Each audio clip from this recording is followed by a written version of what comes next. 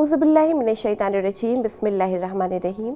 सल्लामुअलैकुम नाज़रीन, मैं हूँ समीना सैदी, हाजिर हूँ लेकर प्रोग्राम सरमाया दुआ।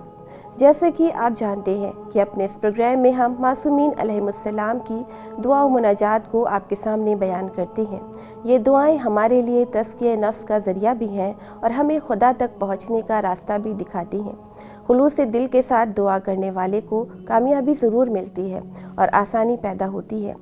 अल्लाह से मुनाजात करना नजात हासिल करने का ज़रिया है और जब मुश्किलात में घिर जाए, खौफ और सख्ती का आलम हो तो अल्लाह के पास ही पनाह हासिल करें, क्योंकि जो अल्लाह पर तवक्कुल करता है, उस पर भरोसा करता है, अल्लाह ही उसके लिए काफ़ी हो जाता है। हमारे गुनाह बहुत ज़्यादा हैं, लेकिन फिर भी अल्लाह से उसकी बख्शिश से नाउम्मीद नहीं होना चाहिए। जैसा कि मुनाजात में मिलता है, मेरे खुदा, अगर तू मेरे जुर्म का मुआखज़ा करेगा तो मैं तेरी मुआफ़ी का मुतालबा करूँगा। अगर तू मेरे गुनाह का मुआखज़ा करेगा तो मैं तेरी मग़फ़िरत का तक़ाज़ा करूँगा। कोशिश करें कि हमेशा नेकी करते रहें। हमसे यकीनन हमारे अमाल के बारे में सवाल किया जाएगा, लेकिन मुनाजात के इन अल्फाज में नज़र आ रहा है कि किस तरह से इसरार के साथ मुआफ़ी और मग़फ़िरत तलब की जा रही है कि अगर तू मुझसे गुनाह के बारे में पूछेगा तो मैं माफ़ी और मग़फ़िरत का सवाल करूँगा।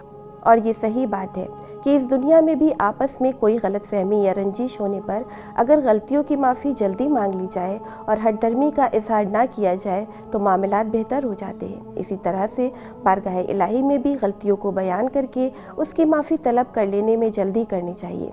अल्लाह तो सत्तारुल उयूब है, ऐबों को छुपाने वाला और गुनाहों को माफ़ कर देता है। तो बस चाहिए कि जिस कदर जल्दी हो सके अल्लाह से माफ़ी और मग़फ़िरत तलब कर लें और मुनाजात के इन अल्फाज का सहारा लें कि और अगर तूने मुझको जहन्नुम में दाखिल किया तो मैं जहन्नुम वालों को बाखबर कर दूंगा कि मैं तुझसे मोहब्बत करता था। अल्लाह से मोहब्बत का तकाज़ा यही है कि उसकी इबादत की जाए, उसकी क़ुर्बत हासिल करने की कोशिश की जाए। यहाँ मुनाजात में बड़े ही इसरार के साथ अल्लाह की मोहब्बत का इक़रार है कि अगर तू मुझे मेरे गुनाहों और बुराइयों की वजह से जहन्नुम में डाल भी देगा तो भी मैं तुझे ही पुकारूंगा और अहले जहन्नुम को भी बताऊंगा कि मुझे अल्लाह से मोहब्बत है, तो मेरी इस मोहब्बत की वजह से ही मुझे आतिश जहन्नुम से आज़ाद कर दे। ये वही तरीक़ा है कि जिस तरह से बच्चे अपने वालिदैन को बहुत इसरार और मोहब्बत और इक़रार से मनाने की कोशिश करते हैं और बच्चों की ये अदा वालिदैन के दिल को नरम कर देती है। वो मुस्कुरा के दरगुजर से काम लेते हैं और माफ़ करके बच्चों को अपने करीब कर लेते हैं, राज़ी हो जाते हैं, मोहब्बत से काम लेते हैं। इसी तरह हमें भी अपने गुनाहों का इक़रार अल्लाह के सामने करके रज़ाए इलाही की कोशिश करते रहना चाहिए और साथ ही ये भी कोशिश रहे कि दोबारा गुनाह ना होने पाए।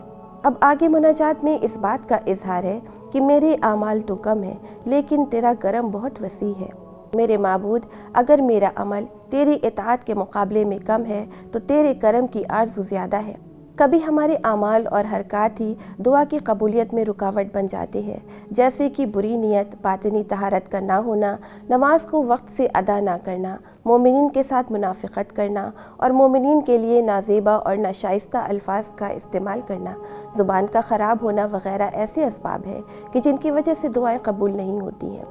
लेकिन अल्लाह से नाउम्मीद नहीं होना चाहिए, बल्कि अपने अखलाक और आमाल को बेहतर बनाकर वापस बारगाह इलाही में आना चाहिए और खौफ और रजा की हालत में रहते हुए उससे उम्मीद लगाना चाहिए, क्योंकि अल्लाह से नाउम्मीद हो जाना उसका इनकार करने के जैसा है और कुफ्र है। अब आगे मुनाजात में अल्लाह से उम्मीद का इजहार इस तरह से किया गया है। खुदाया, कैसे मैं तेरी बारगाह से, तेरे लुत्फ़ से महरूम ना उम्मीद लौट सकता हूँ, जबकि तेरी सखावत से हुस्न ज़न रखता हूँ कि रहमत करते हुए नजात से वाबस्ता करेगा। अगर हम खुलूसी नियत के साथ नेक अमल अंजाम दें तो अल्लाह अपनी रहमत से काम लेते हुए नजात का परवाना अता कर देता है। बस असल कामयाबी यही है कि इस फ़ानी दुनिया से साहिब ईमान और नजात याफ्ता जाए। ज़िंदगी गुजारने का सही तरीक़ा यही है जो कि हमें बातनी तहारत अता करता है। नाउम्मीद और गमगीन नहीं होना चाहिए, कमज़ोर ना पड़े। बेशक अल्लाह हर चीज़ पर क़ादिर है, उसकी रहमत के उम्मीदवार रहें और बारगाह इलाही में तौबा करें। कुरान करीम में सूरह निसा की आयत नंबर 17 में ऐलान इलाही हो रहा है, तौबा खुदा के ज़िम्मे सिर्फ़ उन लोगों के लिए है जो जहालत की बिना पर बुराई करते हैं और फिर फ़ौरन तौबा कर लेते हैं कि खुदा उनकी तौबा को कबूल कर लेता है। वो आलिम व दाना भी है और साहिब हिकमत भी।